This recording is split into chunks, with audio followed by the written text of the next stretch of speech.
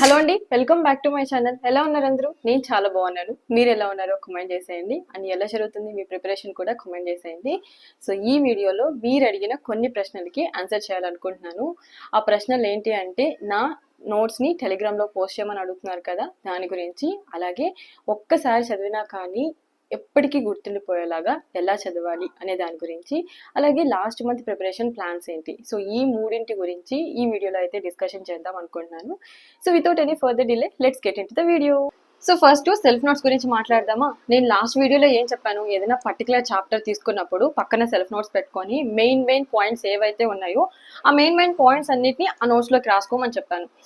చిన్నప్పటి నుంచి మనం ఒకటి వినుంటాం, 10 సార్లు చదవడం కన్నా ఒక్కసారి రాస్తే మన బ్రెయిన్లో ఎక్కువ రోజుల పాటు గుర్తుంటుంది అనేసి. దాని మీనింగ్ అదనమాట. మెయిన్ పాయింట్స్ అన్ని కన్నా ఆ నోట్స్లో రాసేసుకున్నారు అనుకోండి, చాప్టర్ మొత్తం కంప్లీట్గా చదివేశారు. ఒక క్విక్ రివిజన్ లాగా ఉండాలి. ఆ సెల్ఫ్ నోట్స్ యూస్ చేసుకోండి, క్విక్ రివిజన్ లాగా ఉంటుంది. బికాస్ మీరు ఆల్రెడీ చాప్టర్ మొత్తం చదివేశారు. మీరు జస్ట్ మెయిన్ పాయింట్స్ని మాత్రమే ఇంకొకసారి రీకాల్ చేసుకుంటే చాలు, చాప్టర్ మొత్తం ఫినిష్ అయిపోతుంది. అలాగే ఇంకొకసారి ఎప్పుడైనా ఒక 2-3 మంత్స్ తర్వాత రివిజన్ చేస్తున్నారు చాప్టర్ని, అప్పుడు అదే సెల్ఫ్ నోట్స్ తీసుకొని ఫస్ట్ ఏమేమి మెయిన్ పాయింట్స్ ఉన్నాయో అవన్నీ మీకు చదువుకున్నారు అనుకోండి, మీ బ్రెయిన్ ఒకసారి యాక్టివ్ అవుతుంది అనమాట. ఓకే, ఈ చాప్టర్లో నుంచి ఈ పర్టికులర్ పాయింట్స్ అనేటివి చాలా ఇంపార్టెంట్ అనేసి. దాని అర్థం ఇదనమాట. అంతేగాని మీరు నా నోట్స్ని ఓన్లీ హైలైట్ పాయింట్స్ ఉన్నటివి మాత్రమే చదువుకున్నారు అనుకోండి, అది కంప్లీట్ రాంగ్ వే అనమాట. దాని రూట్స్ మొత్తం నా బ్రెయిన్లో ఉంటాయి. సో ఈ పర్టికులర్ పారాగ్రాఫ్ యొక్క మీనింగ్ ఏంటి అని మొత్తం నా బ్రెయిన్లో ఉంటాయి. జస్ట్ అక్కడ సింపుల్ వర్డ్స్ని మాత్రమే రాస్తాను.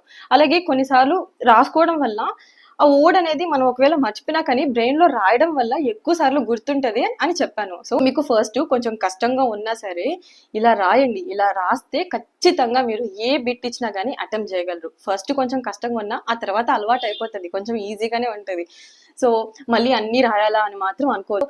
కొన్నిసార్లు మీరు ఎంత చదువుతున్నా కానీ బిట్స్ విషయంకి వచ్చేసరికల్లా అసలు అటెంప్ట్ చేయలేకపోతారు. ఎందుకు తెలుసా, బుక్లో చదువుతున్నంత సేపు బాగానే ఉంటుంది, ఎక్కినట్టే అనిపిస్తుంది. బట్ బుక్ మూవేసిన తర్వాత మీరు కంప్లీట్గా మర్చిపోవడమో లేదంటే గుర్తు లేకపోవడమో ఇలా అవుతుంది.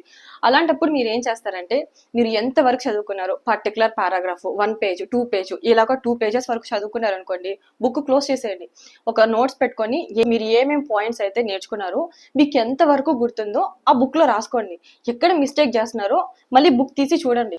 సో మీరు అప్పుడు ఆ 2 పేపర్స్ గురించి ఇంకా భయపడాల్సిన అవసరం లేదు. బికాస్ మీరు బుక్ మొత్తం క్లోజ్ చేసి ఎక్కడి వరకు మీకు ఏదేదైతే గుర్తుందో అది మొత్తం చూడుకుంటా రాశారు అంటే దాని అర్థం మీ బ్రెయిన్లో ఫుల్గా స్టోరేజ్ అయిపోయింది అనేసి. దాని గురించి ఇంకా భయపడాల్సిన అవసరం లేదు అనేసి.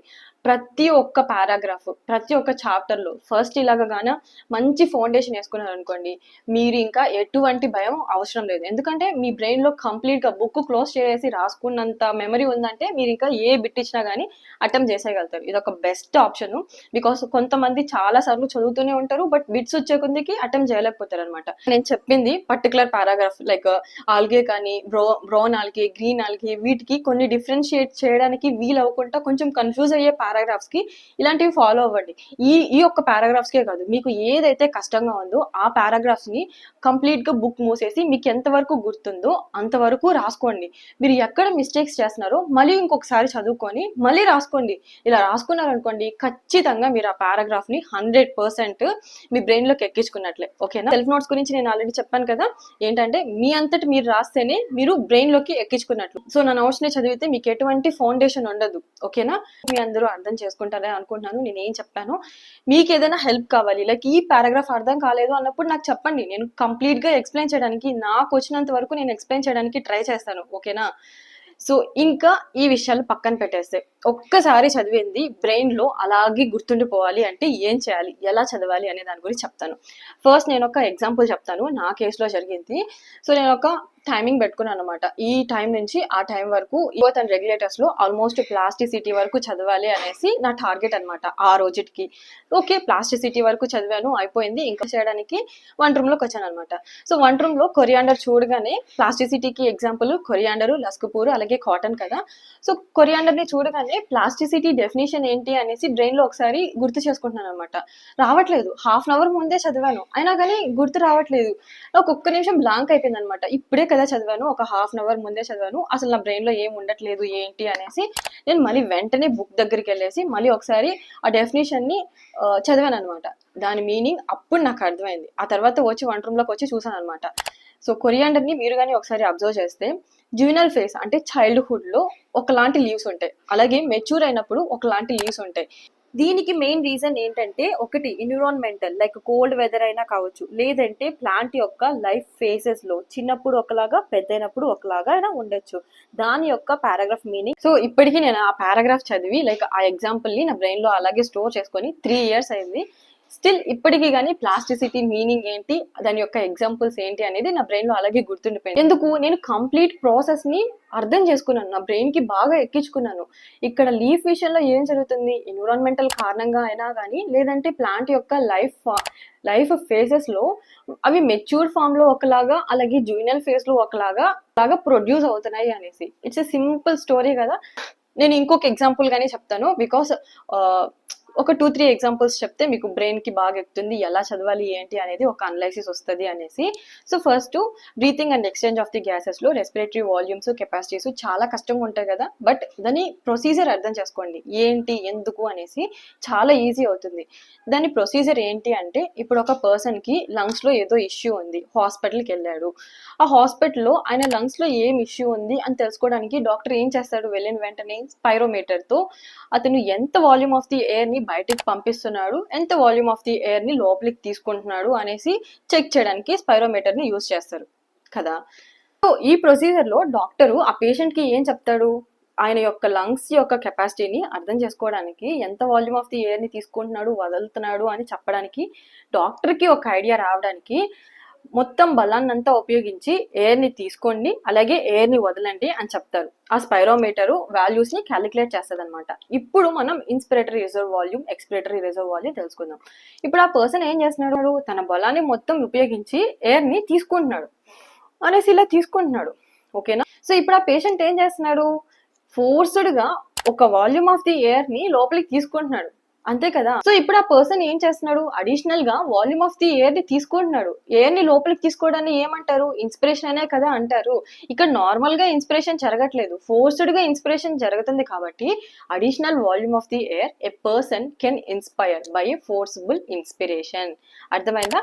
సిమిలర్ గా ఎక్స్పిరేషన్ అంటే ఏంటి, same additional volume of the air A person can expire through the forcible expiration. అంటే దాన్ని ఉపయోగించి లోపల ఉన్న ఎయిర్ ని బయటకు వదులుతున్నాడు. సో అడిషనల్ గా ఇక్కడ ఎయిర్ ని యూజ్ చేస్తున్నాడు ఇన్స్పిరేషన్ లో, అడిషనల్ గా ఎయిర్ ని వదులుతున్నాడు ఎక్స్పిరేషన్ లో. రెసిడ్యువల్ వాల్యూమ్ అంటే ఏంటి, ఇక్కడ ఫోర్స్డ్ గా బయటికి కొంచెం ఎయిర్ ని రిలీజ్ చేసినా గానీ లంగ్స్ లో కొంచెం వాల్యూమ్ ఆఫ్ ది ఎయిర్ అనేది అలాగే ఉండిపోతుంది. సో దాన్ని రెసిడ్యువల్ వాల్యూమ్ అంటాం. వాల్యూస్ అన్నిటిని డిస్క్రైబ్ చేసి రెస్పిరేటరీ కెపాసిటీని ఎంత కెపాసిటీ ఉంది అనేది మనం డిస్క్రైబ్ చేస్తాం. సో చెప్పాను అనుకోండి, వీడియో ఎక్కువ లెంత్ అయిపోతుందని ఎక్కడ వరకు ఆపుతున్నాను. ఇంకా కావాలి అనుకుంటే కింద కామెంట్ చేయండి, నేను మొత్తం చాప్టర్ ని ఎక్స్ప్లెయిన్ చేయడానికి ట్రై చేస్తాను. అండ్ అలాగే వీడియోస్ ని తెలుగులో చెప్పండి అనేసి ఎవరో ఒక్కరు కమెంట్ చేశారనమాట. సో నేను ఎంత వరకు తెలుగుని యూజ్ చేయాలి, ఎక్కడ వరకు తెలుగుని యూజ్ చేయాలో కంప్లీట్ గా తెలుగునే యూజ్ చేస్తాను. బట్ నా సజెషన్ ఏంటంటే, మీరు స్లోగా బయాలజీ లాంగ్వేజ్ లోకి రండి. లైక్ ఫర్ ఎగ్జాంపుల్ ఇప్పుడు యాపిల్ ని చూసారు, అదే టైంలో మీ బ్రెయిన్ లో యాపిల్ కి సైంటిఫిక్ నేమ్ పైరస్ మాలస్ అని గుర్తుండిపోవాలన్నమాట. ఇలాగానే నేర్చుకుంటే ఇదే లాంగ్వేజ్ మీకు హైయర్ ఎడ్యుకేషన్ లో కానీ యూజ్ అవుతుంది, ఓకేనా. అండ్ అలాగే లాస్ట్ మంత్ ప్రిపరేషన్ ప్లాన్స్ ఏంటి అని అడుగుతున్నారు కదా, ఒక సింపుల్ గా చెప్తాను రండి. సో ఫస్ట్ ఒక 2 hours పాటు ఏదైనా ఒక చాప్టర్ ని ఫినిష్ చేశారనుకోండి, దానికి రిలేటెడ్ ఎంసీక్యూస్ ని ఒక 1 hour, ఒక 40 minutes 30 minutes లో అలాగా ప్రాక్టీస్ చేసుకోండి. మీరు ఎక్కడైతే మిస్టేక్ చేస్తున్నారు, ఏ పర్టికులర్ పారాగ్రాఫ్ లో అయితే మీ మిస్టేక్స్ అనేటివి మళ్ళీ రిపీటెడ్ గా అవుతున్నాయి అనేసి చూసుకున్నారు అనుకోండి, అన్ని పర్ఫెక్ట్ గా కరెక్ట్ అయిపోయాయంటే మీరు ఆ చాప్టర్ గురించి భయపడాల్సిన అవసరం లేదు. ఆ పర్టికులర్ పారాగ్రాఫ్ లో ఇచ్చిన ఎంసీక్యూస్ ని నేను అటెంప్ట్ చేయలేకపోతున్నాను అన్నప్పుడు ఎక్కడైతే మీకు ఎర్రర్స్ కనిపిస్తున్నాయో తిరిగి మళ్ళీ బుక్ ఓపెన్ చేసి ఆ పర్టికులర్ పారాగ్రాఫ్ ని కంప్లీట్ గా చదవండి. చదివి బుక్ మూసేసి మళ్ళీ రాసుకున్నారనుకోండి, మీకు మళ్ళీ ఎర్రర్స్ అనేటివి కనిపించవు, ఓకేనా. సో ఇలాగా మీ కెపాసిటీని అలాగే మీ టైం టేబుల్ ని బట్టి ఎవ్రీ 2 hours ఒకసారి ఒక చాప్టర్ ని కంప్లీట్ చేసుకోవడం, దానికి రిలేటెడ్ ఎంసీక్యూస్ ని ప్రాక్టీస్ చేయడం, ప్రతి సబ్జెక్ట్ లో కానీ ఇలాగా చేసుకుంటూ ఉన్నారనుకోండి, ఎర్రర్స్ అనేటివి ఎక్కడెక్కడ వస్తున్నాయో అనేది మీకు ఒక కంప్లీట్ నాలెడ్జ్ వస్తుంది. అలాగే ఎర్రర్స్ ని మళ్ళీ రిపీట్ చేయకుండా గానీ ఉంటారు. మీ కెపాసిటీని బట్టి ఈ రోజు వరకు ఇన్ని చాప్టర్స్ అయితే ఫినిష్ చేయాలి, ఇన్ని చాప్టర్స్ని రివిజన్ చేయాలి అనేసి మీరే ఒక టు డూ లిస్ట్ని ప్రాక్టీస్ చేసుకొని పర్టికులర్ గోల్స్ పెట్టుకొని అన్నిటిని ఫినిష్ చేసుకుంటూ వచ్చారు, ఎక్కడెక్కడ ఎర్రర్స్ అవుతున్నాయో అవి కానీ ఫినిష్ చేశారు అనుకోండి, మీరు పర్ఫెక్ట్ అయిపోతారు. నెక్స్ట్ వీడియో అయితే జెనెటిక్స్ చాప్టర్ మొత్తం చెప్పాలి అనుకుంటున్నాను. ఎంతమంది ఇంట్రెస్టెడ్గా ఉన్నారో కింద కమెంట్ చేసేయండి. ఐ హోప్ ఈ వీడియో మీ అందరికీ నచ్చిందని అనుకుంటున్నాను. సెల్ఫ్ నోట్స్ పెట్టినందుకు ఏం ఫీల్ అవ్వకండి, బికాస్ నేను రాంగ్ వేలో గైడ్ చేయాలని అనుకోవట్లేదు. మీ అంతటా మీరు ఖచ్చితంగా సెల్ఫ్ నోట్స్ని రాసుకొని ఎర్రర్స్ని అవన్నిటిని మీ అంతటి మీరే సరిదిద్దుకోవాలి అనే ఉద్దేశంతో సెల్ఫ్ నోట్స్ పెట్టట్లేదు. అండ్ అలాగే నా సెల్ఫ్ నోట్స్ వైట్ పేపర్స్కి పిన్స్ కొట్టి వైట్ పేపర్స్లో రాశాను అనమాట. అది హౌస్ షిఫ్టింగ్ అయ్యేటప్పుడు ఎక్కడో మిస్ అయిపోయాయి, అండ్ మళ్ళీ రాసుకుంటున్నాను సెల్ఫ్ నోట్స్ కానీ. అండ్ అని చెప్పాను కదా సెల్ఫ్ నోట్స్ పెట్టకపోవడానికి కారణం ఏంటో. సో ఐ హోప్ మీ అందరూ అర్థం చేసుకుంటారని అనుకుంటున్నాను. Thank you for watching. See you soon in next video. Thank you.